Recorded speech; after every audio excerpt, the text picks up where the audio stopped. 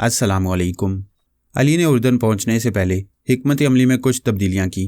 फ़हमी ने इन तब्दीलियों के मुताबिक आला अहदेदार के मुकामी मुशीरों से कहा, हम यहूदियों के लिए अपने मनसूबों में ज़रा सी लचक पैदा कर रहे हैं, क्योंकि अमरीका के मुकाबले में इसराइली हमसे ताउन करने में पहल करते जा रहे हैं।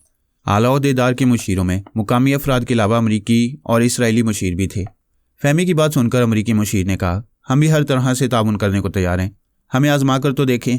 एक मुशीर ने फ़हमी की मर्ज़ी के मुताबिक कहा, आपको शाम में आजमाया जा रहा है। 1 हफ्ते की मोहलत दी गई है, जिसमें से 4 दिन गुजर चुके हैं। 3 दिन बाद नतीजा सामने आएगा कि आप लोग आजमाइश में पूरे उतर चुके हैं या अपनी आदत के मुताबिक अचानक कोई कार्रवाई करने वाले हैं।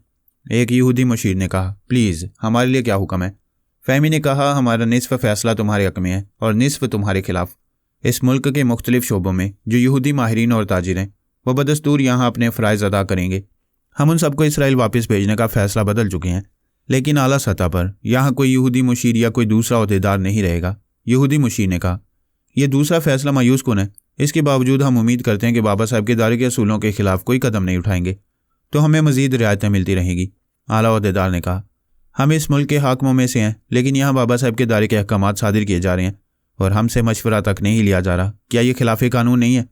जनाब अली, आपका कानून कहाँ है? अगर इस्लामी कानून है तो इसमें अमरीकी और इसराइली कवानीन की मिलावट होती है। दुनिया का हर मुल्क ताकत से कायम रहते हैं। आपके मुल्क के जनूब मगरबी हिस्से में इसराइली फ़ौज है, आप इस फ़ौज को आज तक ना हटा सके। आप नाम के हाकिम हैं, हुकूमत तो गैर मुस्लिमों की है।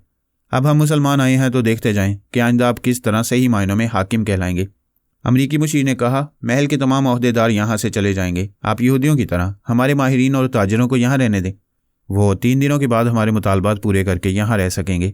पड़ोसी मुल्क में तुम्हारी खुफिया एजेंसी और उसके सुराग रसानों का जो अंजाम हुआ है उसे याद रखना।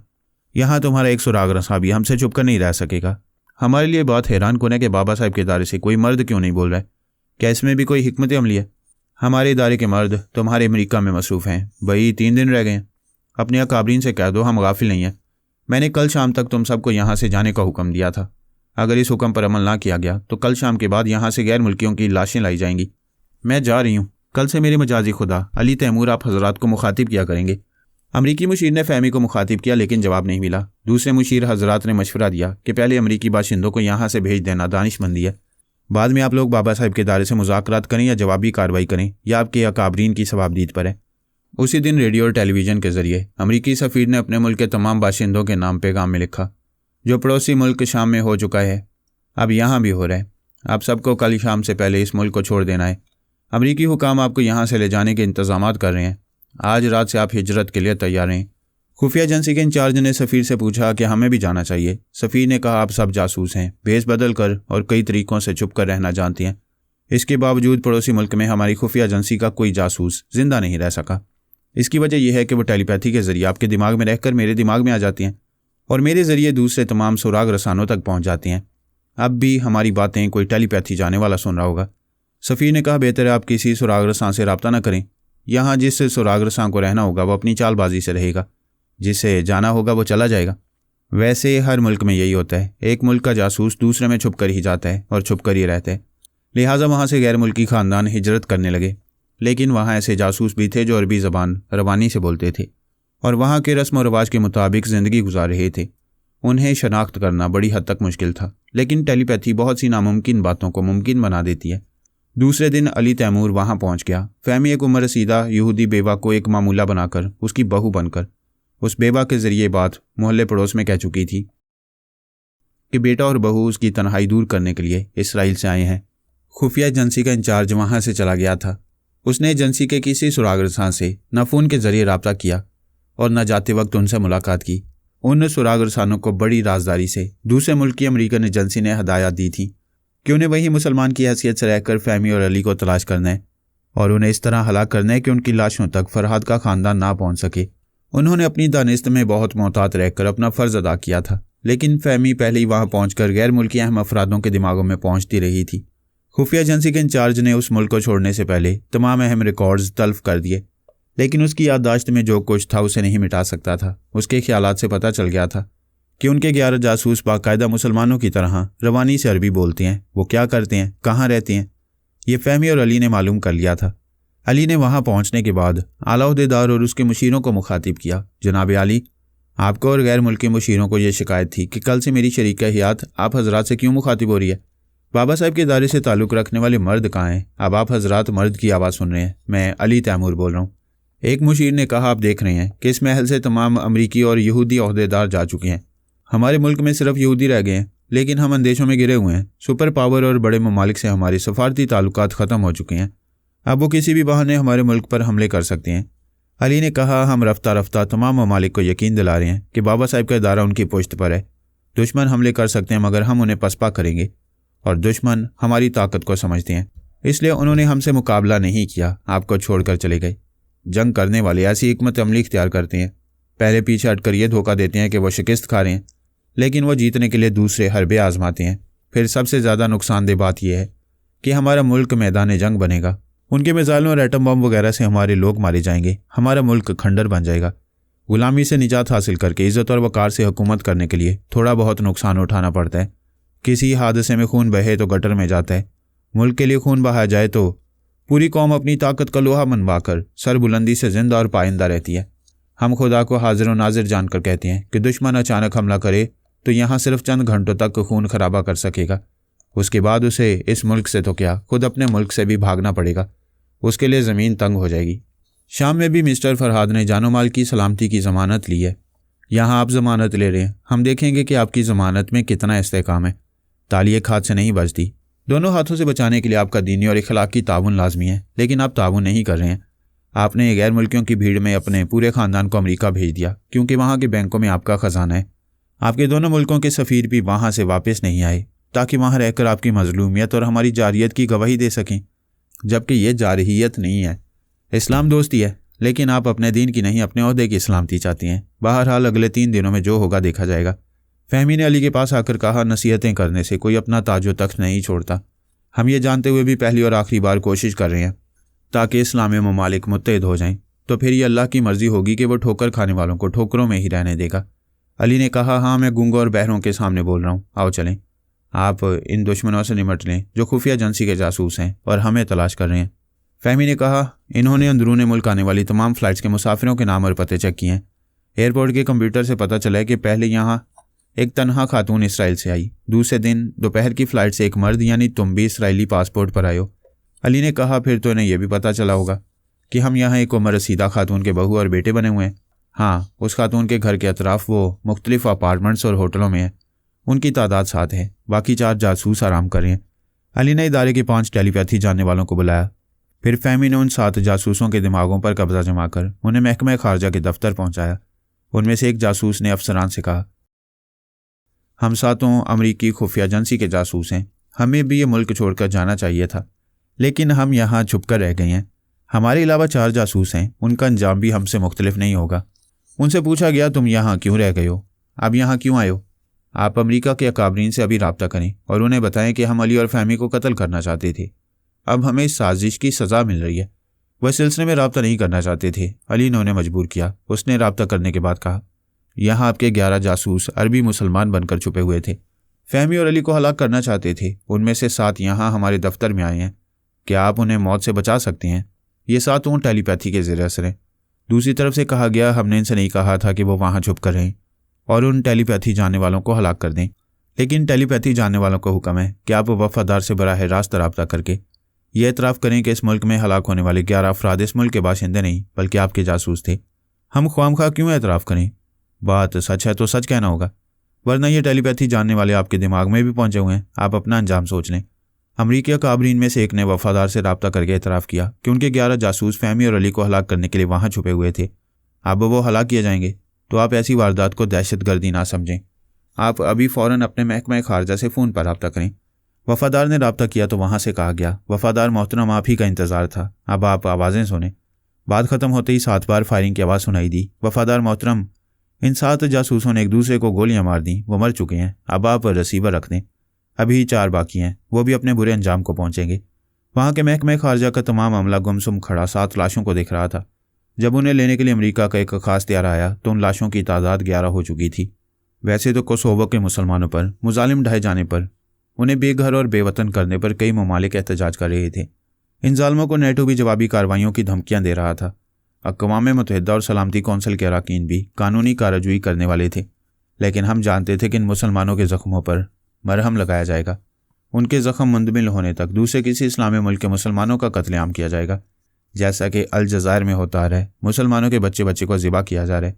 ये दो अहम बातों की सज़ा है। एक, दुश्मनाने इस्लाम के नुक्ता नज़र से मुसलमानों की तादाद बढ़ती क्यों जा रही है, और हमारे नुक्ता नज़र से इस्लामी ममालिक मुत्तहिद होकर नाकाबिल शिकस्त क्यों नहीं बनते।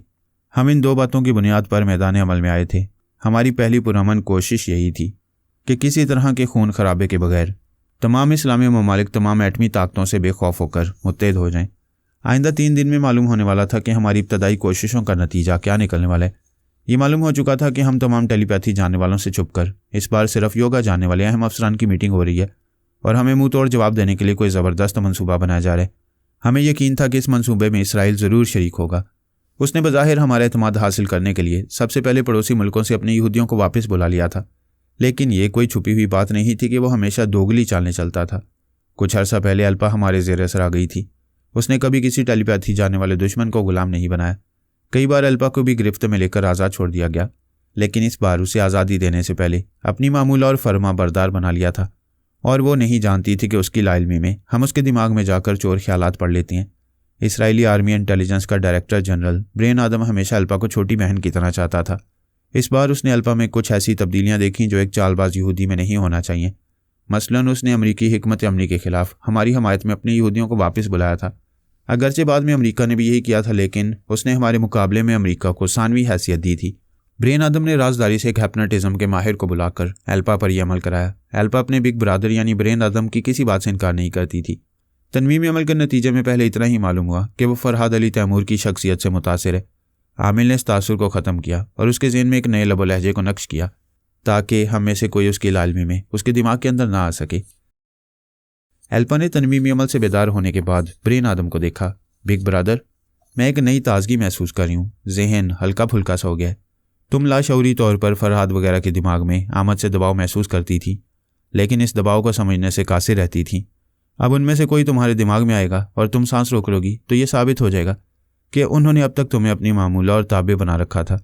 इस तरह भी साबित हो रहा है कि अब मैं इस इक़दाम के खिलाफ सोच रही हूँ कि हमने पड़ोसी मुल्कों से अपने यहूदियों को बुलाने में पहल क्यों की, अपने सरपरस्त अमरीका की किसी हिकमत अमली का इंतज़ार क्यों नहीं किया। यही बात मुझे खटक रही थी। उन्होंने ही हमें अमरीका की मर्ज़ी के खिलाफ ऐसा करने पर मजबूर किया था। जो होना था वो हो गया। अब तो हमें वही सियासी चालें चलनी होगी जिनसे पड़ोस के इस्लामी ममालिक हमारे दबाव में रहा करें। एल्पा महाराज और महेश खोटे से कही सही, लेकिन ऐसे वक्त हम खूब सोच समझ कर उनकी टेलीपैथी से काम ले सकते हैं।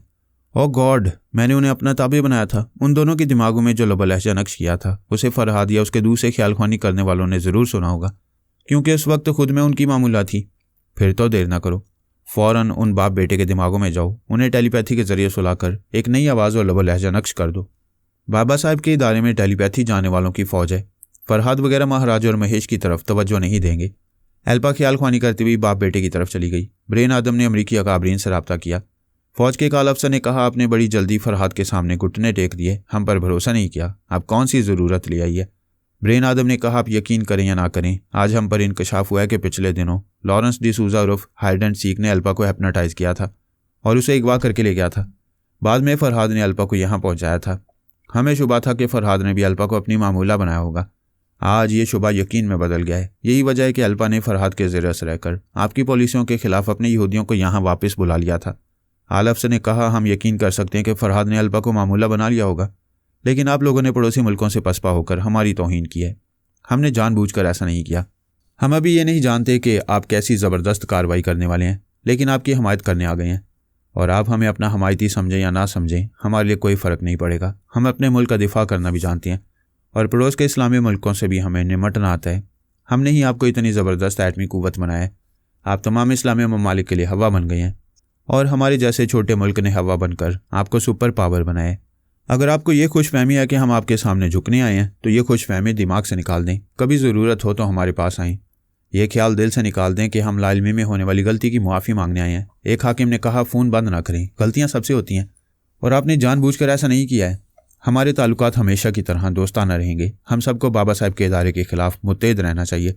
इस सिलसिले में थोड़ी देर गुफ्तगू हुई, फिर फ़ोन का रब्ता ख़त्म हो गया। अमरीकी अकाबरीन के पास एक ही टेलीपैथी जानने वाला रह गया था। जिसे बड़ी राजदारी से छुपा कर रखा जाता था और निहायत अहम मौके पर उसे इस तरह इस्तेमाल किया जाता था कि वह हमारे हत्थे न चढ़ जाए। ऐसे में अमेरिका को एल्पा जैसी ख्याल ख्वानी करने वाली की भी ज़रूरत थी। एल्पा सिर्फ इसराइल के लिए नहीं, अमेरिका के लिए भी एक एटमी कुव्वत की तरह लाजमी हो गई थी।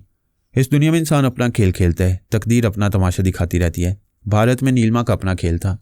वो एक अरसे से मुकम्मल आत्मशक्ति हासिल करने की कामयाब कोशिशें करते करते नाकाम हो जाया करती थी। इस बार वो सानी के फ्रेम में आ गई थी। सानी ने खुद को मुकम्मल आत्मशक्ति वाली बनकर एतराफ़ किया था कि वही गंगा दास और जमुना दास को अगवा करके उन्हें जगह जगह भटकाती रहती है। नीलिमा सानी से मुतासिर होकर उसे भैरवी दीदी कहती थी और उसके मशवरों पर अमल करती थी। इस बार वो सानी के मशवरों के मुताबिक अजंता या लौरा की तरफ जा रही थी।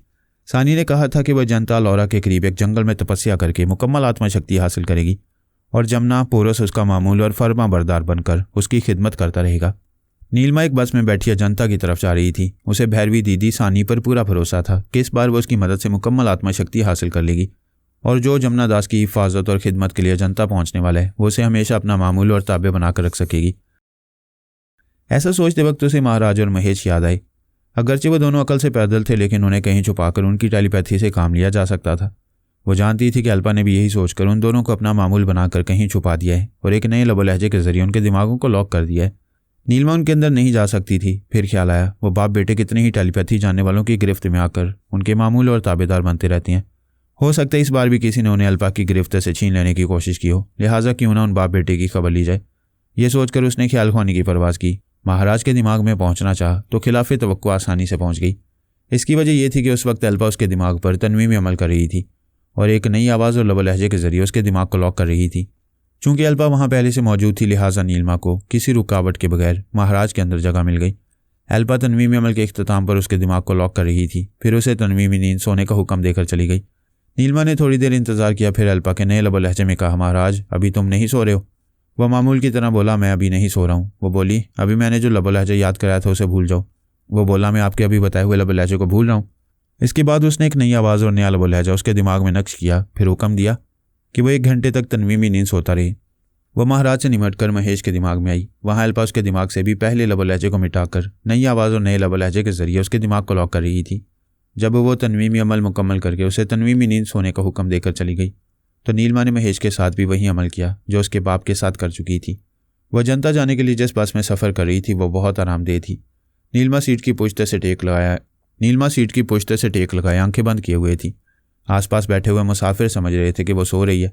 ज़रा आगे जाकर एक नौजवान को उसके साथ वाली सीट पर बैठने की जगह मिल गई।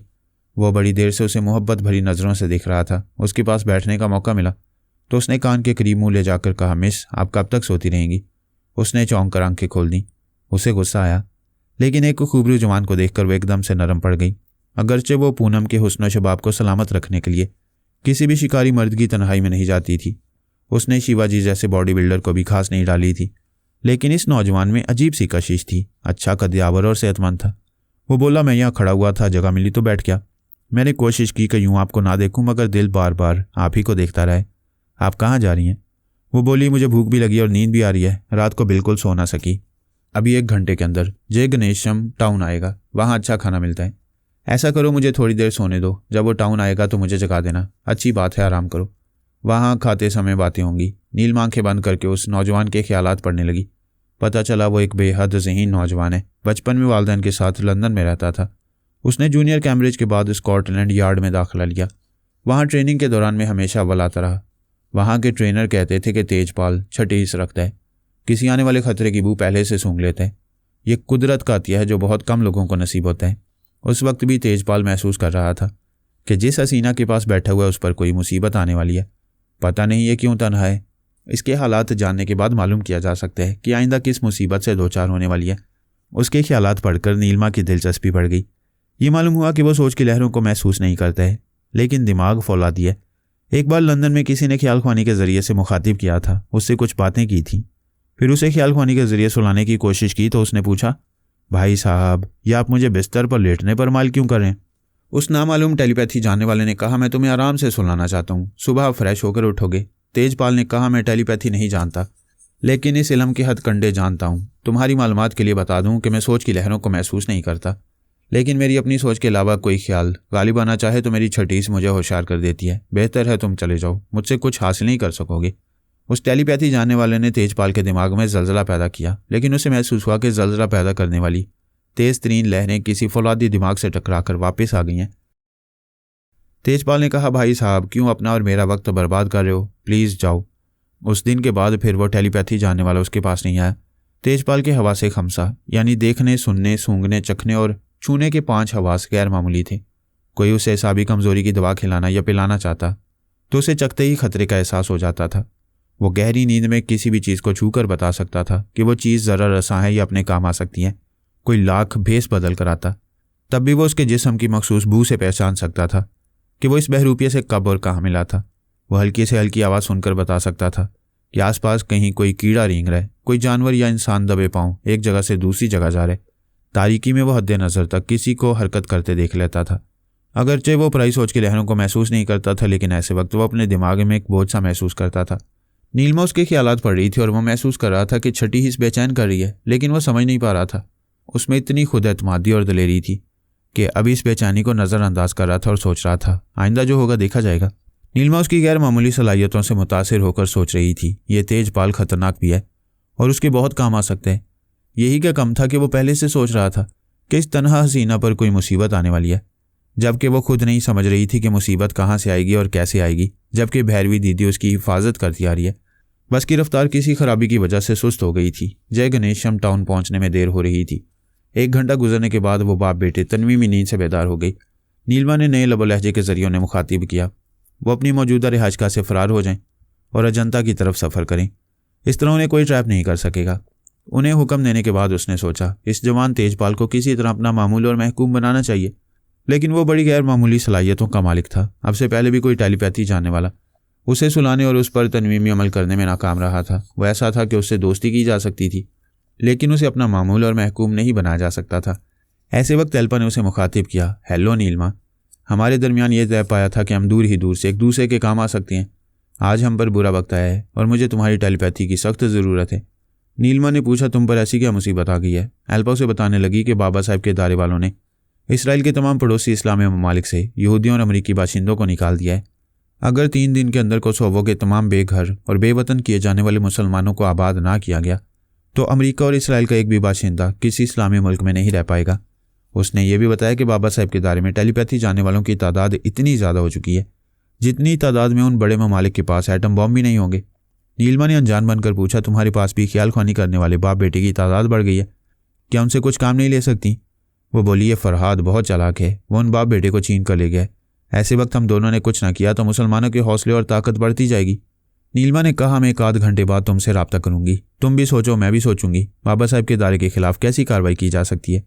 वो जय गणेशम टाउन पहुंच गए। तेजपाल ने उसे आवाज़ दी, मिस अब उठ जाओ, यहाँ पेट भरकर भोजन करेंगे। नीलमा ने आंखें खोलकर उसे देखा। वो बोला, यहाँ एक महंगा होटल है, खाना बहुत अच्छा होता है, आप मुँह हाथ धोकर फ्रेश हो सकती हैं। तमाम मुसाफिर उतर रहे थे।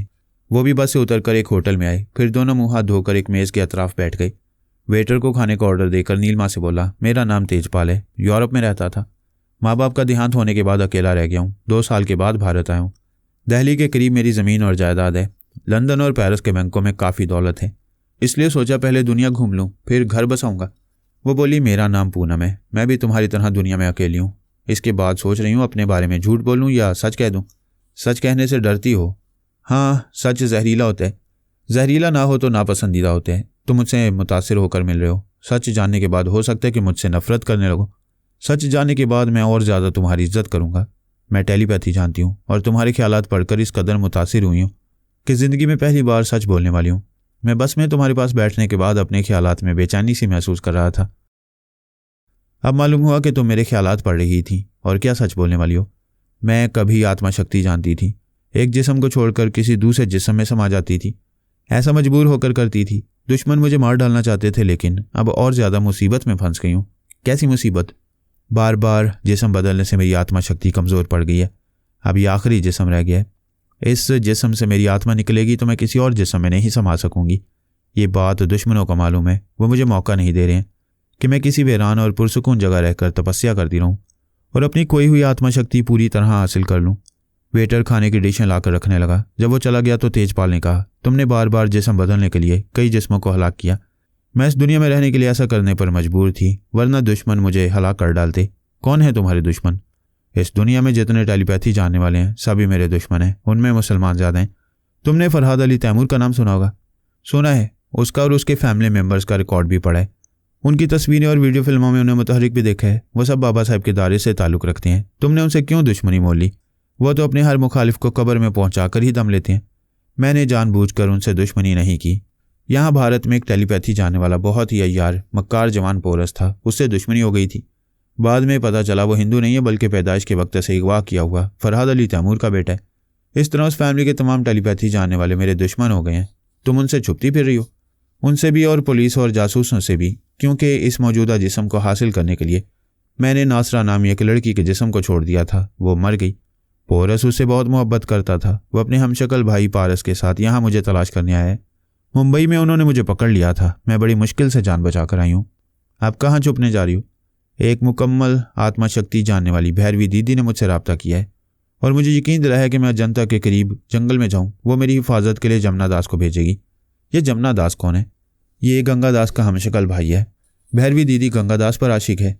ये भैरवी दीदी तुम्हें कब मिली थी? हमारी मुलाकात नहीं हुई, टेलीपैथी के जरिए कल ही रब्ता हुआ था। एक दिन की मुलाकात में तुमने उसकी दोस्ती पर कैसे भरोसा कर लिया? क्या उसने आत्मा शक्ति का कोई करिश्मा दिखाया था? मुझे तो करिश्मा नहीं दिखाया था, लेकिन वो गंगा दास और जमुना दास को गायब दिमाग बनाकर इधर से उधर भटकाया करती थी। तुमने उन दोनों को कभी भटकते देखा था? नहीं। तुम ऐसे सवालात कर रहे हो कि मेरे दिल में शुबा पैदा होने लगा है। तुमने गंगा दास और जमुना दास को नहीं देखा, सिर्फ टेलीपैथी के जरिए उनकी बातें सुनी होंगी। क्या मैं ठीक कह रहा हूँ? हाँ, मैं तो अब उलझने लगी हूँ। न गंगा दास को, न जमुना दास को और न भैरवी दीदी को देखा है। और जिस तरह पारस और पोरस हमशक्ल हैं, उसी तरह गंगा दास और जमुना दास भी हमशक्ल हैं। हे भगवान, क्या मैं धोखा खा रही हूँ? अजंता जाकर देख लो, यकीन आ जाएगा। नहीं, मैं वहाँ नहीं जाऊँगी। वह तेजपाल के हाथ पर हाथ रखते हुए बोली, मैं अच्छी हूँ या बुरी, जैसी भी हूँ, क्या मेरा साथ दोगे? एक शर्त पर दूंगा। मेरी जायज़ बातों को तुम तस्लीम क्या करोगी और तुम्हारी जायज़ बातों को मैं तस्लीम क्या करूँगा? हम में से कोई किसी की नाजायज़ बात को तस्लीम नहीं क्या करेगा। मुझे ये शर्त मंजूर है। मैं जैसा साथी चाहती थी तुम वैसे ही हो। बस की रवानगी का वक्त हो रहा था। वो बोला, मैं अपना सफरी बैग लेकर आता हूँ। तुम्हारा क्या सामान है? मेरा कोई सामान नहीं है, ये एक बैग मेरे साथ है। वो होटल से बाहर गया। नीलमा ने भैरवी दीदी के लबो लहजे को याद करके रब्ता किया और कहा, मैं नीलमा हूँ। सानी ने कहा, हाँ मेरी छोटी बहन, मैंने गंगा और जमुना दोनों को अजंता भेज दिया है। मेरी प्यारी दीदी, तुमने पारस और पोरस का नाम क्यों बदल दिया है? ये क्या कह रही हो? जब वो मुंबई से रवाना हो रहे थे तो अब्बास मेहदी से एक थाने में बातें कर रहे थे। मैंने एक सिपाही के दिमाग में रहकर यह सुन लिया है कि मुझे किस तरह ट्रैप किया जाने वाले। नीलमा ने सरासर झूठ कहा था। सानी हमारे साथ बहुत अहम मामलात में मसरूफ़ थी। उसने समझा पारस और पोरस ने रवानगी से पहले ज़रूर अब्बास मेहदी से मुलाकात की होगी। उसने कहा, जाओ नीलमा, खुश हो जाओ, फिर एक बार बच निकली। आइंदा मोहतात रहना। आइंदा का मतलब है आने वाला कोई पल तुम्हें फिर हमारे शिकंजे में कस लेगा। सानी ने सांस रोक ली। पारस के पास आकर कहा, जनता न जाओ, दोनों घर के बुद्धू घर को लौटाओ। नीलमा हमारी चाल को समझ गई है। पोरस ने कहा, हम ख्वामखा यहाँ से वहाँ दौड़ लगा रहे हैं। तुम तो बहुत चालाक बनती हो। वो तुम्हारे हाथ से कैसे निकल गई? बाबा साहब के इदारे के तमाम सुराग रसा ऐसे मरहले पर हैं कि खुदा न खास्ता नाकामी हुई तो सारी दुनिया हमारे इदारे को कमज़ोर और कमतर समझेगी, मगर तुम पर इश्क का भूत सवार है। अपने साथ पारस को भी आवारा गर्दी करा रहे हो। पोरस ने कहा, हाय भाभी जान, हमें जोश ना दिलाओ, वरना दुश्मनों के होश उड़ जाएंगे। बस रहने दो, क्या कर लोगे तुम? जबकि हम खुद नहीं जानते कि दुश्मन कैसी जवाबी कार्रवाइयाँ करने वाले हैं। दुश्मन भी नहीं जानते कि हम जवाबी कार्रवाई के जवाब में कैसी कार्रवाई करेंगे। इतनी दूर से ज़ुबान चलाना बहुत आसान है। पारस ने कहा, सानी मेरी जान, जब मेरा भाई कह रहा है तो मान लो कि ये यहीं से टेलीपैथी का मिसाइल फेंकेगा। मुझे मालूम तो हो कि ये लफंगा आशिक क्या करेगा। पोरस ने कहा, तुम मेरा साथ दो, अभी दूध का दूध और पानी का पानी हो जाएगा। मैं साथ दूंगी, बोलो क्या करना चाहते हो? तुम नीलमा बन जाओ। अमरीकी अकाबरीन को यकीन दिलाओ कि तुम सिर्फ उनकी मदद करने के लिए नहीं बल्कि पोरस और उसके सारे ख़ानदान से इंतकाम लेने के लिए उनका साथ देना चाहती हो। और तुम्हारे साथ टेलीपैथी जानने वाले महाराज और महेश भी हैं। उनके पास भी टेलीपैथी जानने वालों की तादाद बढ़ जाएगी। उन बाप बेटे को अल्पा या नीलमा ले गई है। उन्हें कोई भी ले जाए, असल बाप बेटे यहाँ हैं। पारस बाप और मैं बेटा बन जाऊंगा। फिर देखोगी कि हम किस तरह उनकी खुफिया कार्रवाइयों का राज मालूम करेंगे। सानी ने कहा, हमें कामयाबी हो या ना हो, हम दुश्मनों को उलझा कर रख देंगे। लेकिन अपनी चाल चलने से पहले इस बात पर गौर करो कि इसराइल में एक टेलीपैथी जानने वाली है और अमेरिका में एक रूपोश टेलीपैथी जानने वाला है। वो दोनों ममालिक ख्याल ख्वानी करने वालों की तादाद बढ़ाना चाहते होंगे, लिहाजा उनमें से किसी ने महाराज और महेश को अपना ताबे बनाया होगा।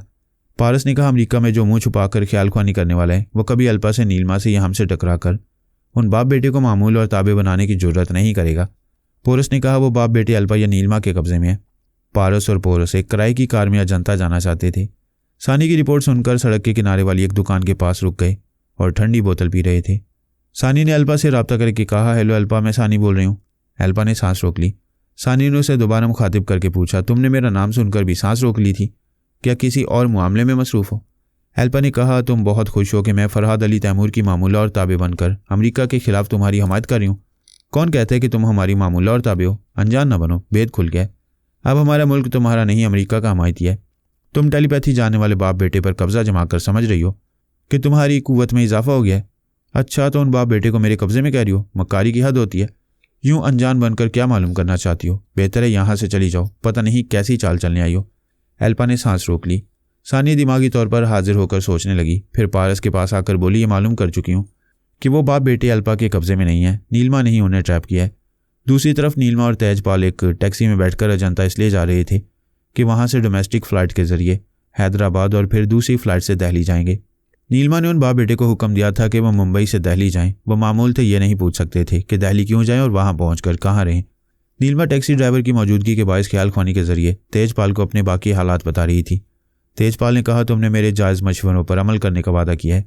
मैं तुम्हारी भलाई के लिए कहता हूँ, अगर एक जगह रुपोश रहकर तपस्या करना और मुकम्मल आत्मशक्ति हासिल करना चाहती हो तो तुम्हें किसी और मसले में नहीं उलझना चाहिए। दुरुस्त कहते हो। मैं आइंदा किसी दूसरे मसले में दिलचस्पी नहीं लूँगी। मैं महाराज और महेश को मेकअप के जरिए छुपाकर दिल्ली में किसी दूसरी जगह रखूँगी। हम उन्हें अपने से दूर रखेंगे। जब तुम मुकम्मल आत्मशक्ति हासिल नहीं करोगी उस वक्त तक उन्हें टेलीपैथी भूल जाने का हुक्म दोगी, वरना वो अपनी हमाकत से दुश्मनों की नज़रों में आ जाएंगे। तुम बड़ी जहानत से मशवरे दे रहे हो, मैं यही अमल करूँगी। अल्पा से भी कह दो कि तुम बाबा साहब के दायरे और एटमी कुव्वत रखने वाले ममालिक के मामलात से दूर रहोगी। बेशक, मुसलसल तपस्या करने के लिए मैं तमाम दुनियावी मामलात से दूर रहूँगी। मैं अभी अल्पा से साफ साफ कह देती हूँ। वह अल्पा से रब्ता करके बोली, मैं नीलमा हूँ। वो बोली, थोड़ी देर पहले सानिया आई थी। वह नीलमा बनकर धोखा दे सकती है, मुझे अपने दिमाग में आने दो। नीलमा वापस आई। अल्पा ने उसके अंदर पहुँच कर पूछा, अभी तुम आई थी? हाँ, मैं ही थी। मैंने फैसला किया है कि तुम लोगों के मामलात से दूर रहूँगी। ऐसा ना कहो, मुझे तुम्हारी जैसी टेलीपैथी जानने वाले की बहुत ज़रूरत है। मुझे अफसोस है, मैं तमाम टेलीपैथी जानने वालों के मसाइल से किनारा कशी कर रही हूँ। देखो, तुम कहीं छुपकर तपस्या भी कर सकती हो और मेरे काम भी आ सकती हो। सिर्फ तपस्या की बात नहीं है, मैं एक खूबरू जवान से शादी करके घर गृहस्थी वाली ज़िंदगी गुजारूंगी। आगे बहस ना करो, जाओ। उसने सांस रोक ली। वो दोनों सड़क के किनारे खड़े ठंडी बोतलें पी रहे थे। अचानक पारस को जोर का ठुसका लगा। वो अपने सीने पर हाथ रखकर खांसने लगा। पोरस ने कहा, आराम से नहीं पी सकता, बोतल कहीं भागी जा रही है या ट्रेन छूटने वाली है। पारस ने जेब से 50 का नोट निकालकर दुकानदार के पास फेंका। पोरस से बोतल छीनकर उसे भी दुकान में फेंका। फिर उसका हाथ पकड़कर खांसता हुआ दौड़ता हुआ कार के पास आया। पोरस समझ गया कि कोई खास बात है। दोनों अगली सीट पर आए। पोरस ने पूछा, कहाँ चलना है? पारस ने रुमाल से मुंह पहुंचते हुए एक रास्ते की तरफ इशारा किया। पोरस ने कार उधर बढ़ाते हुए कहा, यह रास्ता एयरपोर्ट जाता है? पारस ने हाँ के अंदाज में सर हिलाया। हाँ, वो उधर गई है। माँ गई है। किसकी माँ गई है? तेरी गई है, नीलमा। वो किसी के साथ टैक्सी की पिछली सीट पर थी। उसे हमारी चाल मालूम हो चुकी है। वो किसी फ्लाइट से फरार होने वाली है। पोरस ने कार की रफ्तार बढ़ाते हुए चीख कर कहा, माँ, मैं आ रहा हूँ। सानी ने पारस के पास आकर पूछा, ये क्या हो रहा है? ये बदमाश किसे अपनी माँ कह रहा है? ये शरीफ बदमाश है, हसीन दोशीज़ा को माँ कहकर पीछा कर रहा है। सानी, मेरे भाई की कदर करो। आज तक किसी ने जवान लड़की को माँ नहीं कहा होगा। सानी ने पोरस से पूछा, हे लफंगे, किसे माँ कह रहे हो? अपने कान का मैल साफ करो। मैं नील माँ कह रहा था। वो एयरपोर्ट जा रही है, वहाँ से कहीं फरार होगी। तुम दोनों संजीदगी से मंसूबे पर अमल करोगे या नहीं? मैं नीलमा बनकर अमरीकी अकाबरीन से गुफ्तगू करने वाली हूँ। पोरस ने कहा, तुम काम शुरू करो। पारस तुम्हारे दिमाग में आता जाता रहेगा। हमें नीलमा का अगला ठिकाना भी मालूम करना चाहिए। हाँ, उसका तो पीछा नहीं छोड़ना है और ना ही उसे पूरी आत्मा शक्ति हासिल करने का मौका देना चाहिए। तुम दोनों से शुबा न होने दो कि उसकी ताक में हो। हम जब तक बड़े ममालिक से निमट न लें उस वक्त तक किसी और मसले में नहीं उलझेंगे। पारस ने कहा, नीलमा ने हमें गंगा दास और जमुना दास के बहरूप में नहीं देखा है। हम दिल्ली तक ताक़ुब करेंगे तब भी उसे शुबा नहीं होगा। अगर डोमेस्टिक फ़्लाइट किसी एक जगह 1-8 घंटे के लिए रुके तो हम अपना हुलिया तब्दील कर लेंगे। इस तरह वो हमें दिल्ली तक एक ही चेहरों के साथ नहीं देख सकेगी। फ़िलहाल तुम दोनों हम शक्ल हो। तुम में से किसी एक को अभी हुलिया तब्दील करना चाहिए। पोरस ड्राइव कर रहा था। पारस अपने बैग से सामान निकालकर चेहरा तब्दील करने लगा। सानी ने कहा, मैं अमरीकी फ़ौज के एक आला अफसर से रब्ता कर रही हूँ, मेरे साथ रहो। पहले मैं मुखातिब करूँगा, उसके मुताबिक तुम बात आगे बढ़ाओ। पारस ने अमरीकी फ़ौज के आला अफसर को मुखातिब किया, सर, मैं महाराज बोल रहा हूँ। वो बेयकीनी से बोला, महाराज तुम बोल रहे हो? क्या आपको यकीन नहीं आ रहा है? मेरा बेटा भी मेरे साथ है। बेटा महेश, जनरल साहब से बात करो। पोरस ने कहा, सर नमस्ते, मेरा मतलब है गुड डे। मैं कार ड्राइव कर रहा हूँ, आप डैडी से बात करें, मेरी ज़रूरत हो तो बुला सकते हैं। अच्छा तुम जाओ, मैं तुम्हारे डैडी से बात कर रहा हूँ। हाँ महाराज, ये बताओ तुम हमें छोड़कर क्यों चले गए? सर इंसाफ की बात करें, हमें आपके मुल्क में गुलाम बना कर रखा गया था। हमने बड़ी मुश्किल से निजात हासिल की। ये हम अच्छी तरह समझ गए हैं कि टेलीपैथी की दुनिया में तन्हा रहने वाला हमेशा मुसीबत में फंसता रहता है। ये अकल की बात कर रहे हो। एक और अकल की बात पर हम अमल कर रहे हैं। वो अकल की बात क्या है? कि हम जिससे भी दोस्ती करें दूर से करें। हम टेलीपैथी जानने वालों के लिए ज़रूरी नहीं है कि दोस्तों के रूबरू आएँ। हमने नीलमा से भी कहा कि हम टेलीपैथी जानने वालों की बहुत मजबूत टीम बनाएंगे, लेकिन एक दूसरे के सामने आकर दुश्मनी की राह हमवार नहीं करेंगे। क्या नीलमा से तुम्हारा राब्ता है? हाँ, हम एक देश के एक धर्म के हैं। आखिर हमें दोस्ती हो गई। अब आपके पास आने का भी यही मकसद है। मुसलमानों से हमारी दोस्ती नहीं हो सकती। यहूदियों की मक्कारियाँ सब जानते हैं। तमाम 5 योगा जानने वाले अफसरों ने भी हमारे एतमाद को धोखा दिया, लेकिन हम जानते हैं तमाम अमरीकी फरेबी नहीं होते। अगर हम दूर रहकर आपके काम आएंगे तो आप भी हमारे काम आया करेंगे। क्या नीलमा इस बात पर राजी है? हमने नीलमा से मिलकर ही ये टीम बनाई है। मैं अभी उससे कहता हूँ, वो आपसे गुफ्तगू करेगी। बेहतर है उसकी आमद तक आप दूसरे अकाबरीन को अभी मुज़ाकरात के लिए बुला लें। पारस, सानी और 2 टेलीपैथी जानने वाले तमाम अकाबरीन के दिमागों में पहुंचकर उनके ख्यालात पड़ने लगे कि वो नीलमा महाराज और महेश की टीम पर किस हद तक भरोसा करेंगे। वह सब 2 तरह से सोच रहे थे। एक तो ये कि ये मौजूदा हालात में उन्हें ज़्यादा से ज़्यादा ख्याल ख्वानी करने वालों की ज़रूरत है, लिहाजा नीलमा की टीम को खुशामदीद कहा जाएगा। दूसरी सोच ये थी कि फरहाद के टेलीपैथी जानने वाले नीलमा महाराज और महेश बनकर धोखा दे सकती हैं। या तो इस हद तक उनसे ताउन हासिल किया जाए कि धोखा ना हो, या फिर पहले उन्हें किसी तरह आजमाया जाए। उन अकाबरीन में 2 योगा जानने वाले अफसरान थे। उन्होंने कहा, हम 2 अफसरान पहले अपने तौर पर फैसला करके किसी अच्छे नतीजे पर पहुंचेंगे। आप नीलमा से आधे घंटे बाद मुज़ाकरात करें। उन 2 अफसरान ने ब्रेन आदम के जरिए अल्पा से रब्ता किया। उसे बताया कि नीलमा ने महाराज और महेश के साथ एक टीम बनाई है और वह मुसलमानों के खिलाफ हमसे ताउन करना चाहती है। अल्पा ने कहा, मैं अभी हकीकत मालूम करती हूँ। वो ख्याल ख्वानी की परवाज़ करके नीलमा के पास पहुंची। नीलमा ने सांस रोक ली। उसने दूसरी बार फिर उसके दिमाग को छूकर कहा, मैं अल्पा हूँ, ज़रूरी बात करो। उसने फिर सांस रोक ली। अल्पा ने गुस्से में ब्रेन आदम के पास आकर उन अफसरों से कहा, नीलमा मुझे अपने अंदर आने से रोक रही है। मैं अभी तुम तमाम अकाबरीन के इजलास में रहकर उससे बातें करूंगी। वहाँ इजलास शुरू हुआ तो पहले फ़ौज के आला अफसर ने कहा, इस वक्त मैडम नीलमा मेरे दिमाग में है और वह बाप बेटे महाराज और महेश यहाँ के 2 अफसरान के अंदर हैं। यह हमारी खुशकिस्मती है कि मैडम अल्पा ने भी हमारे लिए वक्त निकाला है। मैं तमाम अकाबरीन से कह चुका हूँ कि नीलमा अपनी एक टीम के साथ हमसे ताउन करने आई है। उसकी आमद से हमारे पास 3 टेलीपैथी जानने वालों का इजाफा हो जाएगा। लेकिन जैसा कि फरहाद और उसके टेलीपैथी जानने वालों की मक्कारियों से हम कई बार धोखा खा चुके हैं, लिहाजा इस बार पूरी तरह मोहतात रहना चाहते हैं। साफ अल्फाज में यह कहा जाए कि पहले ये तस्दीक करना चाहते हैं कि हमसे ताउन करने वाली नीलमा महाराज और महेश पूरी सच्चाई से हमारे पास आए हैं और ये तीनों बहरूपिये नहीं हैं। एक आला अफसर ने कहा, मैडम नीलमा कई बरसों से लापता रही, अब अचानक महाराज और महेश के साथ हमसे क्यों ताउन करना चाहती हैं? सानी ने कहा, मेरी आत्मा शक्ति कमज़ोर हो चुकी है। मैं दोबारा मुकम्मल शक्ति हासिल करने के लिए कहीं सुकून से तपस्या करना चाहती थी, लेकिन पोरस हमेशा मेरे रास्ते का पत्थर बन जाता है। आपका सवाल है कि मैं अचानक क्यों आई हूँ। आप भूल रहे हैं कि मैं पिछले 30 बरसों से अमरीकी शहरियों और आपकी हुकूमत ने कई मील के रकबे में मुझे एक आलीशान आश्रम बना कर दिया है। क्या आप यहाँ मेरी शहरियत को और आश्रम की मलकियत को तस्लीम करते हैं? कई अकाबरीन ने तस्लीम किया। सानी ने कहा, अब ये समझ कर आई हूँ कि आपकी हुकूमत पहले की तरह मेरी और आश्रम की हिफाजत की जिम्मेदारी ले लेगी, तो मैं भी पहले की तरह हुकूमत के काम आती रहूँगी। दूसरी बात यह कि यहाँ आश्रम में आपकी सिक्योरिटी फोर्स होगी, तो पोरस मुझे आत्मशक्ति हासिल करने के लिए रोकने नहीं आ सकेगा। कई अकाबरी ने कहा कि नीलमा ने अमेरिका आकर यहाँ की हुकूमत से ताउन करने के ठोस दलाइल दिए। अल्पा ने कहा, नीलमा मैंने आज ही तुमसे कहा था कि हमें तुम्हारी जैसी टेलीपैथी जानने वाले की सख्त ज़रूरत है, और तुमने कहा था कि तुम तमाम झगड़ों से दूर एक जवान से शादी करके घर गृहस्थी वाली ज़िंदगी गुजारोगी। मुझसे झूठ कहकर तुम यहाँ क्यों आई हो? सानी ने कहा, मैं तमाम अकाबरीन से गुजारिश करती हूँ कि अल्पा के अल्फाज पर गौर करें। इसने मुझसे कहा था कि इन्हें अपने लिए यानी इसराइल को एक टेलीपैथी जानने वाले की सख्त ज़रूरत है। मुझसे ये नहीं कहा कि हमें अमेरिका के काम आना चाहिए। अल्पा भी ये कहते वक्त भूल गई कि जब मेरा जवान बेटा जिंदा था तो हम माँ बेटे किस तरह अमेरिकी हुकूमत के काम आते थे, और आज भी हमारा आश्रम यहाँ मौजूद है। लिहाजा मेरी पहली वफादारी अमेरिका से होगी, इसराइल से नहीं हो सकती। तमाम अकाबरीन डेस्क पर हाथ मारकर गोया तालियां बजाने लगे। सानी ने कहा, अल्पा की बातों से ये तो साबित हो गया कि मैं नीलमा हूँ जिससे ये बातें कर चुकी है। ठीक है कि मैंने इसकी बात नहीं मानी, लेकिन इसके लिए नाराज़ नहीं होना चाहिए। हम सबको मुसलमानों के खिलाफ मुत्तहिद होकर आर्जी तौर पर आपस की नाराज़गी को भूल जाना चाहिए। सभी तायद करने लगे। एल्पा से गुजारिश करने लगे कि वो नीलिमा से अपनी नाराज़गी ख़त्म कर दे। एल्पा ने कहा, महाराज और महेश मेरे मामूल और ताबे थे। नीलिमा ने बड़ी चालाकी से उन दोनों को मुझसे छीन लिया। कोई बात नहीं, वह दोनों भी हमें एटमी कुव्वत रखने वालों के काम आएंगे। जब तक हम बाबा साहब के इदारे को शिकस्त नहीं देंगे तब तक नीलिमा से मेरी नाराज़गी नहीं रहेगी। इस बात पर फिर तमाम अकाबरीन तालियां बजाने लगे। एल्पा ने कहा, मैं अपने मुल्क में बहुत मसरूफ़ हूँ, इसलिए जाने की इजाज़त चाहती हूँ। जब भी मुझे बुलाया जाएगा मैं आ जाऊँगी। उसने दोस्ताना वादा किया लेकिन नाराज़ होकर गई। सानी ने कहा, फरहाद ने जो मोहलत दी थी उसमें अब 2 दिन रह गए हैं।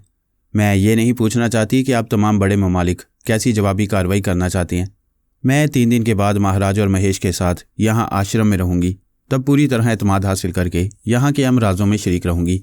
फ़िलहाल ये बताया जाए कि जब आपकी तरफ से जवाबी कार्रवाई होगी तो हम टेलीपैथी जानने वालों को क्या करना चाहिए, हमें भी कोई जिम्मेदारी दी जाए। एक हाकिम ने कहा, अभी आलमी मीडिया के ज़रिए बाबा साहब के इदारे पर दबाव डाला जा रहा है कि वो किसी भी मुल्क के अंदरूनी मामलात में मुदाखलत ना करें और वहाँ के रहने वाले मुल्की और गैर मुल्की अफराद पर अपने अहकामात सादिर न करें जब तक कि कोसोवो के मुसलमानों को दोबारा उनके वतन में लाकर आबाद करने का मसला है।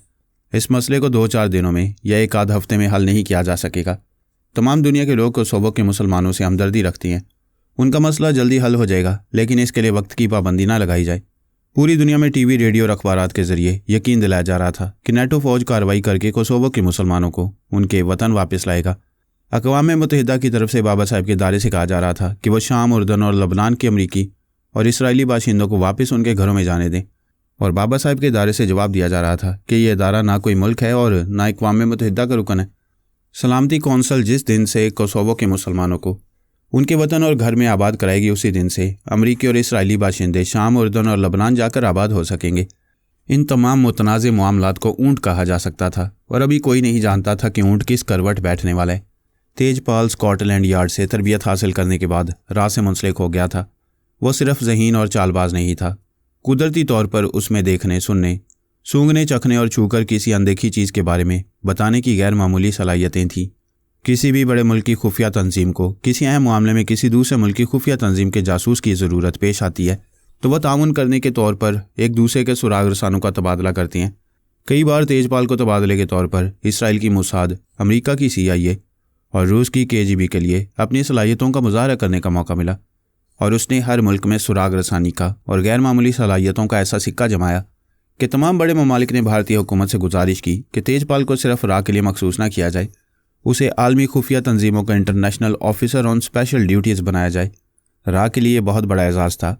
भारतीय हुक्मरान जानते थे कि तेजपाल की वफादारियाँ अपने ही देश के लिए रहेंगी। फ़ायदा ये होगा कि उसके ज़रिए बड़े ममालिक की खुफिया तंजीमों के राज मालूम होते रहेंगे। अब तमाम बड़े ममालिक के सामने सबसे अहम और पेचीदा मसला था, उन्हें अपनी बर्तरी कायम रखने के लिए शाम, उर्दन और लबनान की सरहदों को हमेशा के लिए बाबा साहब के इदारे की ख्यालख्वानी करने वालों के लिए बंद करके पहले की तरह हम अपना तसल्लुत कायम रखना था।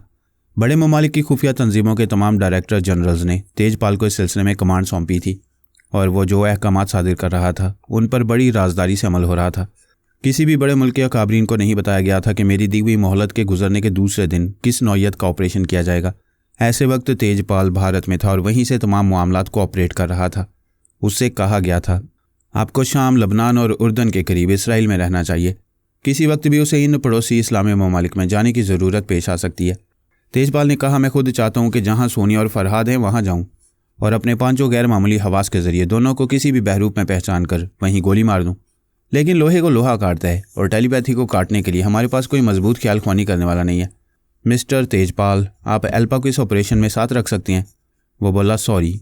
उसने एतराफ़ किया है कि वो फरहाद की मामूला और ताबे बनी हुई थी और उसे अपनी हैसियत की खबर तक न हुई। उस इदारे के अफराद रूहानी टेलीपैथी भी जानते हैं। हो सकता है एल्पा अब रूहानी टेलीपैथी के ज़रिए असर हो। मैं कह चुका हूँ, हमारे ऑपरेशन के बारे में किसी बड़े मुल्क के सरबराह को भी अपना हमराज ना बनाया जाए। जबकि एल्पा तो हमारी नज़रों में मशकूक भी है। वो बहुत मोहतात रहकर इस ऑपरेशन को कामयाब बनाकर सारी दुनिया में गैर मामूली शोहरत हासिल करना चाहता था। वह इस सिलसिले में मुंबई से हैदराबाद अपनी कार में जा रहा था। रास्ते में कार ख़राब हो गई। उसने कार को मरम्मत के लिए एक गैरेज में भेज दिया, फिर एक बस में सवार हो गया। सोचा आगे कहीं टैक्सी मिलेगी तो बस से उतर जाएगा, लेकिन बस में नीलिमा को देखकर उसकी छठीस ने कहा, इस हसीना में कोई गैर मामूली बात है। इतनी हसीन और पुरकशिश होकर तन्हा सफ़र कर रही है, इस पर ज़रूर कोई मुसीबत आ सकती है। उसने सफ़र के दौरान नीलिमा को इस तरह शीशे में उतारा कि उसने तेजपाल को अपना दोस्त और मुहाफ़िज़ समझकर अपने बारे में सब कुछ सच बता दिया। वो पहले ही नीलिमा के बारे में बहुत कुछ सुन चुका था। टेलीपैथी जानने वाली इस नीलिमा की खसूसियत यह थी कि वो पारस और पोरस जैसे मकारों की गिरफ्त से भी कई बार फरार हो चुकी थी।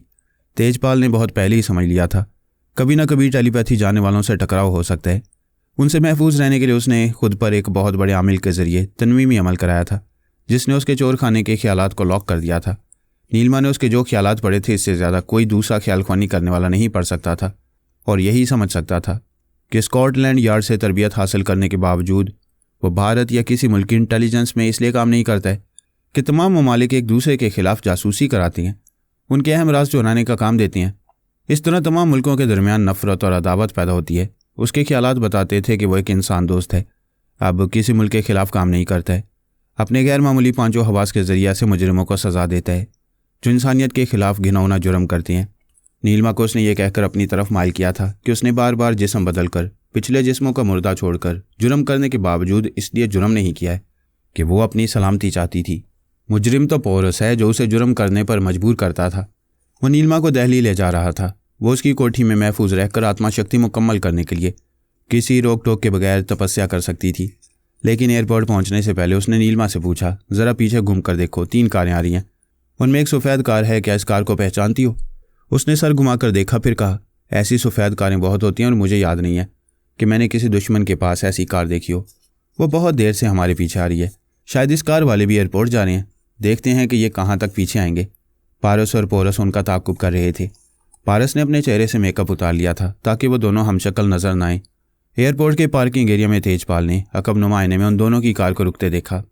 पारस मोबाइल फ़ोन के जरिए रेंटेड कार वाली कंपनी से बोलता जा रहा था कि वो कार की चाबी एयरपोर्ट पर उस कंपनी के ब्रांच काउंटर पर देकर जा रहे।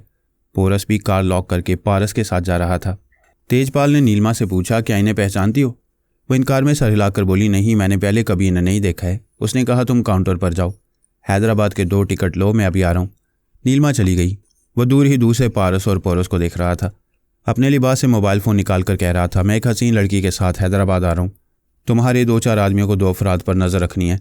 एक ने सीधी काट का पजामा, गैरवे रंग की कमीज़ और सफ़ेद वेस्टकोट पहना है और सर पर नेहरू कैप है। दूसरे ने जीन्स और रेड एंड ब्लैक चेकदार शर्ट पहनी हुई है। मैं हैदराबाद पहुंचकर मज़ीद रहनुमाई करूंगा। नीलिमा काउंटर से टिकट लेकर गई तो पोरस ने काउंटर पर आकर पहले काउंटर गर्ल की आवाज़ सुनी, फिर उसके ख्यालात पड़े। पता चला नीलिमा ने वहाँ से हैदराबाद और उससे मुंसलिक फ़्लाइट से दिल्ली तक जाने के लिए टिकट लिए हैं। पोरस ने भी इस तरह के 2 टिकट लिए। नीलिमा ने त्यारे में पहुंचकर तेजपाल से कहा, उन दोनों ने अपनी कार एयरपोर्ट के पार्किंग एरिया में छोड़ दी और हमारे पीछे लगे हुए हैं। वो कार उनकी नहीं थी, किराए की कार थी। तुम उनकी तरफ ना देखो। पारस ने कहा, यार वो मुझे एयरपोर्ट पर 1 बार और इस फ्लाइट में 2 बार देख चुकी है। तुझे देखने का मतलब है कि मुझे भी देख चुकी है। उसे किसी तरह शुबा हो सकता है, होने को बहुत कुछ हो सकता है। उसने किसी सेहतमंद स्मार्ट जवान को फांस लिया है। एक बात खटक रही है, उसे नीलिमा के साथ टिकट लेने जाना चाहिए था, लेकिन वो नीलिमा को काउंटर पर भेजकर उससे दूर जाकर किसी से फ़ोन पर बातें कर रहा था। फिर फ़ोन बंद करके उसे पतलून के अंदर पीछे बेल्ट से अटकाकर यूँ छुपा लिया जैसे नीलिमा को भी इस फ़ोन के बारे में कुछ मालूम ना हो। कैसी बातें करते हो? नीलिमा उसके ख्यालात पढ़कर मालूम कर सकती है। हो सकता है उसके ख्यालात ना पढ़ सकती हो। मुंबई से रवाना हुए 7 घंटे से ज़्यादा हो चुकी हैं। क्या वो जवान हिप्नोटिज्म का माहिर नहीं हो सकता? वो हमारे हाथ लगने वाली थी। उसने नीलिमा को ट्रैप कर लिया हो और उसे ताबे बनाकर ये भी मालूम किया हो कि हम दोनों उसे अजंता में मिलने वाले हैं। इसीलिए नीलिमा ने साफ तौर से सानी को कह दिया था कि उसका और हमारा फ्रॉड खुल चुका है। हाँ, हालात का तज्जिया करने से यही बातें समझ में आ रही हैं। हमें यह भी समझ लेना चाहिए कि वो जवान मामूली नहीं, गैर मामूली है। पारस ने सानी को मौजूदा हालात बताए। वो सुनकर बोली, तुम्हारी बातों से यही मालूम होता है कि नीलिमा का मौजूदा साथी कोई ख़ास अहमियत का हामिल है। नीलिमा इतनी जल्दी किसी पर भरोसा नहीं करेगी। हो सकता है तुम दोनों से बचने के लिए उसने इस शख्स का आर्जी सहारा लिया हो। सानी, इस वक्त वो होंठों की सुर्खी दुरुस्त करने के बहाने छोटे से आईने में मेरी तरफ देख रही है और मैं एक मैगज़ीन पढ़ने की मसरूफियत जाहिर कर रहा हूँ। मेरा ख्याल है हैदराबाद पहुंचकर तुम दोनों एक दूसरे से अलग हो जाओ। पोरस को इस सीट पर रहने दो। तुम हैदराबाद एयरपोर्ट के टॉयलेट में जाकर रेडीमेड मेकअप करो, लिबास तब्दील करो, दिल्ली जाने के लिए दूसरा टिकट खरीदो, किसी दूसरी जगह बैठकर पोरस से अजनबी बने रहो। ठीक है, यही करूँगा। वो पोरस को बताने लगा कि हैदराबाद पहुंचकर दोनों एक दूसरे से जुदा हो जाएंगे, लेकिन अजनबी बनकर एक ही फ़्लाइट में सफ़र करेंगे। हैदराबाद में तेजपाल के 4 जासूस थे। उन्होंने देखा पारस और पोरस ने एक दूसरे से मुसाफिया किया था। फिर पारस रुखसत होकर एयरपोर्ट की इमारत के बाहर चला गया। नीलिमा एक सोफे पर बैठी हुई थी। तेजपाल एक किताबों की दुकान के पास खड़ा अपने जासूसों से कह रहा था, जो जा रहा है उसे जाने दो, वो जो रह गया उस पर नज़र रखो। क्या दिल्ली का टिकट ले चुके हो? Yes sir. अब एक ही शख्स हमारे साथ चले, बाकी 3 अपने टिकट वापस कर दें। दिल्ली में दूसरे जासूस उस नेहरू कैब वाले के पीछे लगाए जाएंगे। पारस एयरपोर्ट के बाहर एक टॉयलेट में जाकर पूरी तरह अपना हुलिया बदल चुका था। फिर दिल्ली जाने का दूसरा टिकट खरीद कर वापस आ गया। इसका ये फ़ायदा हुआ कि दिल्ली पहुंचने के लिए वहां के 3-4 जासूस पोरस के ताक़ुब में लग गए। पोरस दूर से देख रहा था। अब ये समझ में आ रहा था कि पोरस के पीछे जासूस लगाने वाला नीलमा का साथी कोई बहुत ही अहम शख्स है। उसने ख्याल ख्वानी के जरिए पारस को खतरे से आगाह कर दिया। पोरस ने कहा, मैं अगले मोड़ पर रास्ता बदल लूँगा, तुम उनका पीछा करोगे। वह नीलमा के साथ दूर तक जाएगा तो तुम उसका ताक़ुब छोड़ देना, तब तक मैं सुरागरसानों को डॉज देकर तुम्हारे रास्ते पर आ जाऊँगा। एक जासूस ने फ़ोन के जरिए तेजपाल से कहा, सर वो आपका ताक़ुब नहीं कर रहा है, वो तो स्टेशन रोड की तरफ जा रहा है। तेजपाल ने कहा, मेरा शुबा गलत निकला। उनमें से एक हैदराबाद में रह गया और दूसरा भी हमारे किसी मुखालफिन में से नहीं है। तुम लोग थोड़ी देर पीछा करके देखो, जब मैं कहूँ तो उसका पीछा छोड़ देना। उसने फ़ोन बंद कर दिया। नीलमा ने पूछा, तुम्हारे पास मोबाइल फ़ोन कहाँ से आ गया? मेरे आदमी जो दुश्मन का पीछा कर रहे हैं उन्होंने यह फ़ोन दिया है। मैं तुम्हें बता चुका हूँ कि मैं प्राइवेट जासूस हूँ, यहाँ मेरे चंद मातियत काम करते हैं। वो ड्राइव करता रहा और रकब नुमाइने में देखता रहा।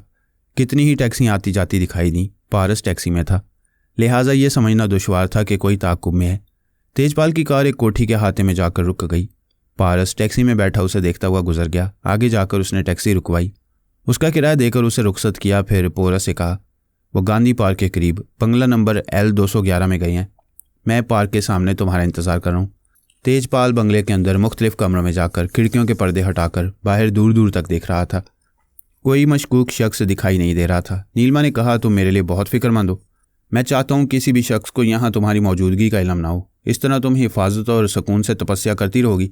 वो उसकी गर्दन में बाहें डालकर बोली, मैं ऐसा ही जीवन साथी चाहती हूँ जो हर कदम पर अपनी जान की तरह मेरी भी हिफाजत करे। यूँ समझो, अब तो तुम मेरी ज़िंदगी के अहम हिस्सा बन गई हो। मैं कभी तुम्हें नहीं छोड़ूंगा। जहाँ पारस एक दरख्त की आड़ में खड़ा हुआ था वहाँ एक वैन आकर रुकी। उसमें से एक शख्स ने दूसरे से कहा, तुम पिछले दरवाजे पर रहो, वह भागना चाहेगी तो पकड़ लेना, और तुम बंगले के उधर अनेक्सी के पास रहो। वो दोनों वैन से उतर कर चले गए। गाड़ी आगे बढ़ती हुई बंगले की तरफ जाने लगी। पारस ने कहा, पोरस, ये नीलमा का साथी हमारी सोच से ज़्यादा गलत है। ये भी नीलमा को ट्रैप करना चाहता है। मेरे दिमाग में आओ, मैं उनकी खोपड़ियों में पहुंचने वाला हूँ। वो वैन आहिस्ता आहिस्ता चलती हुई बंगले के अहाते में पहुंची। उसमें से 3 शख्स बाहर आए। एक ने दरवाजे के पास आकर कॉल बेल का बटन दबाया। पारस उसके दिमाग में था। अब पोरस भी उसके ख्यालात पढ़ रहा था। वो अपने साथ हिप्नोटिज्म के एक माहिर को लाए थे और उसके ज़रिए नीलमा को ताबे बनाना चाहते थे। दूसरी बार कॉल बेल का बटन दबाने से दरवाज़ा खुला। तेजपाल ने आकर उन्हें देखा, फिर पूछा, क्या वो दोनों अपनी पोजीशन में हैं? यस सर, वो यहाँ से भाग नहीं सकेगी। वो बातें करते हुए अंदर आई। तेजपाल ने कहा, मैंने उसे अपने बेडरूम में भेज दिया है, जाओ अपना काम करो। पारस के आलाकार ने रिवॉल्वर निकाल कर कहा, काम अभी शुरू होगा। तेजपाल ने कहा, यू इडियट, उसे रिवॉल्वर से जख्मी ना करो, कैप्सूल के ज़रिए कमज़ोर करो, इसके बाद उस पर तनवीमी अमल किया जा सकेगा। नो सर, तनवीमी अमल यहाँ से शुरू होगा। ये कहते उसने रिवॉल्वर का ट्रैगर दबाया। ठाई की आवाज़ के साथ तेजपाल ने कराहते हुए अपना जख्मी बाजू थाम लिया। पारस के आलाकार ने अपने दूसरे साथी को गोली मारी। हिप्नोटाइज करने वाले को वहीं छोड़कर दौड़ता हुआ बंगले के पीछे जाने लगा। फायरिंग की पहली आवाज़ से ही नीलमा ने चौंक कर खिड़की से देखा। उसका नया महबूब जख्मी हो गया था और दूसरा शख्स मारा गया था। उसके जहन में फ़ौरन ये बात आई कि पारस और पोरस उसे पकड़ने और अपनी मामूल बनाने आ चुके हैं। वो फ़ौरन ही दूसरा दरवाज़ा खोलकर भागती हुई बंगले के मुख्तलिफ हिस्सों से गुजरती हुई पिछले दरवाजे से बाहर आ गई। पिछले दरवाजे पर एक शख्स को खड़ा किया गया था कि वो नीलमा को भागने ना दे, लेकिन वो शख्स भी मुर्दा पड़ा हुआ था। नीलमा ने परेशान होकर इधर उधर देखा, कोई नज़र न आया। वह वहाँ से भागती हुई बंगले की पिछली गली से दौड़ती हुई मेन रोड की तरफ जाने लगी। पोरस ने पारस से कहा, तुझे तो मालूम हो चुका होगा कि उसके नए आशिक का नाम तेजपाल है। तू उसके दिमाग के छुपे हुए सफ़ात पढ़ता रहे, मैं जा रहा हूँ। अब एक कहाँ जा रहा है? अम्मा के पीछे। जब तक वफादार के दरबार में अमरीकी मुशीर और दूसरे ओहदेदार थे, मैं मुशीर की सेक्रेटरी जूली को अपनी मामूला बनाकर उसके दोस्त और बॉडीगार्ड की हैसियत से रहता था। जब वहाँ से सभी जाने लगे तो मैंने जूली से पूछा, यहाँ तुमने कोई ऐसा खुफिया अड्डा बनाया जहाँ कभी ज़रूरत के वक्त छुप सको? मैं उसके ख्यालात पढ़कर पहले ही मालूम कर चुका था। उसने कहा, यहाँ एक मुकामी मियाँ बीवी 4 बेडरूम्स के एक मकान में रहते हैं। उन्हें हमारी तरफ से अच्छी खासी रकमें मिलती रहती हैं। वहाँ हम मुकामी लिबास पहनकर मुकामी ज़ुबान बोलकर रह सकते हैं। मैं राजदारी से जूलिया के साथ उस मकान में चलाया। हमने अपनी दानिश्त में वहाँ के तमाम गैर मुल्की सुराग रसानों को या तो हलाक कर दिया था या फिर मुल्क छोड़कर भागने पर मजबूर कर दिया था। लेकिन कुछ ऐसे तखरीबकार पसंद गैर मुल्की होंगे जिन्होंने जूली की तरह खुफिया अड्डे बनाकर रखे होंगे। मैंने कहा, हमें किसी खास मौके पर कुछ मददगार साथियों की ज़रूरत पेश आ सकती है। यहाँ कम से कम किसी अमेरिकी सीक्रेट एजेंट को छुप कर रहना चाहिए। जूली ने फ़ोन के ज़रिए उनसे रब्ता किया, उन्हें बताया कि वो मेरे साथ कहाँ छुपी हुई है। मैंने भी जूली के ज़रिए मालूम किया कि 2 सीक्रेट एजेंट ने अपनी रूपोशी के लिए कहाँ जगह बनाई है। वो दोनों एजेंट सेहतमंद थे, इसलिए मैंने फ़िलहाल उनके दिमागों को नहीं छेड़ा। दिन गुजरते गए और मेरी दी हुई मोहलत का सिर्फ एक दिन रह गया। बाबा साहब के दारे और बड़े ममालिक से हॉटलाइन पर बार बार गुफ्तगू हो रही थी। वो यकीन दिला रहे थे कि कोसोवो के मुसलमानों को उनके वतन ज़रूर वापस लाया जाएगा, लेकिन कवानीन की हदूद में ज़ाब्ते की कार्रवाई हो रही है, इसके लिए वक्त की पाबंदी ना लगाई जाए। बाबा साहब के इदारे से कहा जा रहा था आज का एक दिन और एक रात रह गई है, मोहलत का एक हफ्ता कल सुबह ख़त्म हो जाएगा।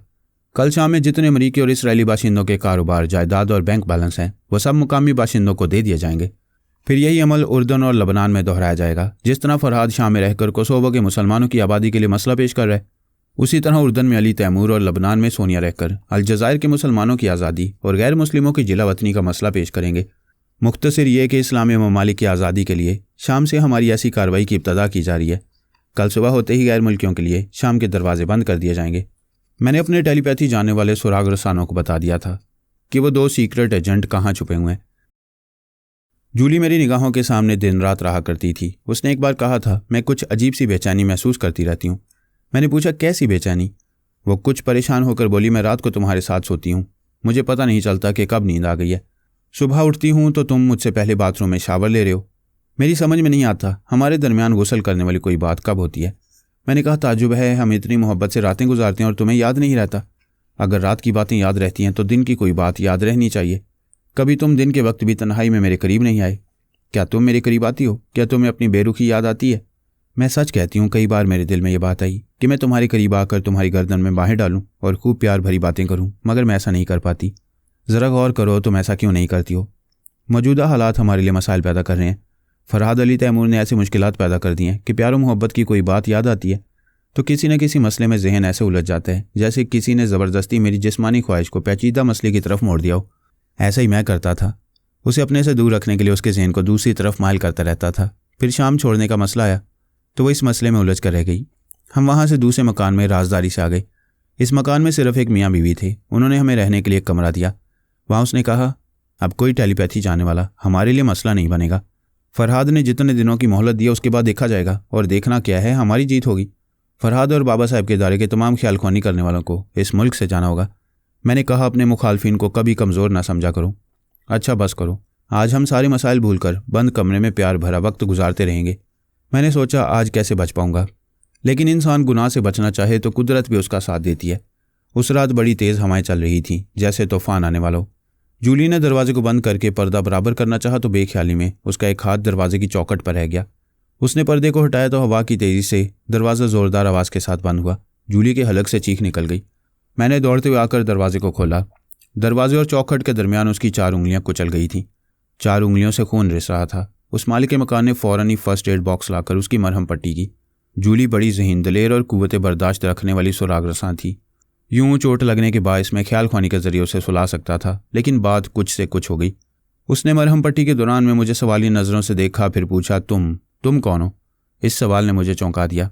फ़ौरन समझ में आ गया कि बुरी तरह ज़ख्मी होने के बायस तनवीमी अमल का असर कमज़ोर पड़ गया।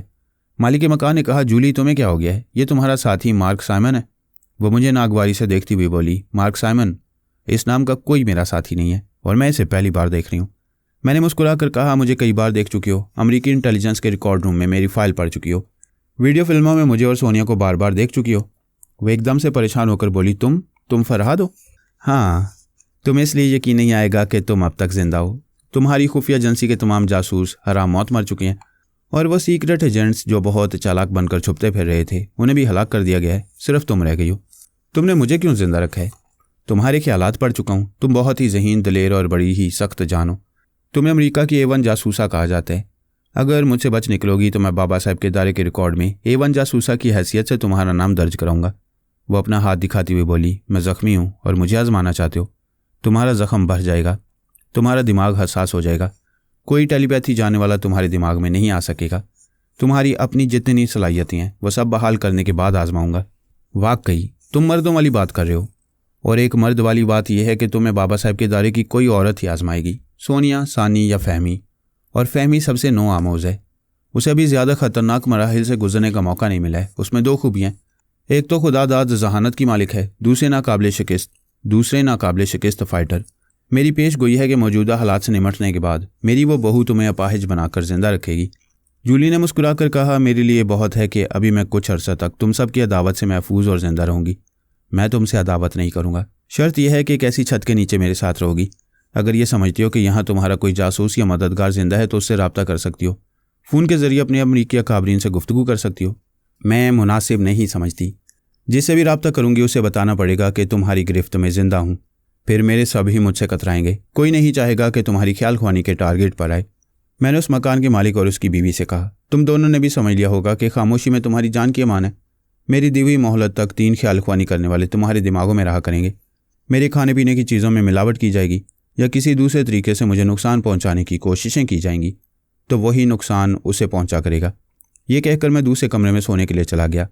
वहाँ रहने तक किसी की जरूरत ना हुई कि मेरे खिलाफ कोई भी तदबीर सोचता। अमल करना तो दूर की बात थी। जूली ने भी इसलिए कोई मक्कारी नहीं दिखाई कि मैंने उसे ज़िंदा रहने की मोहलत दे दी थी।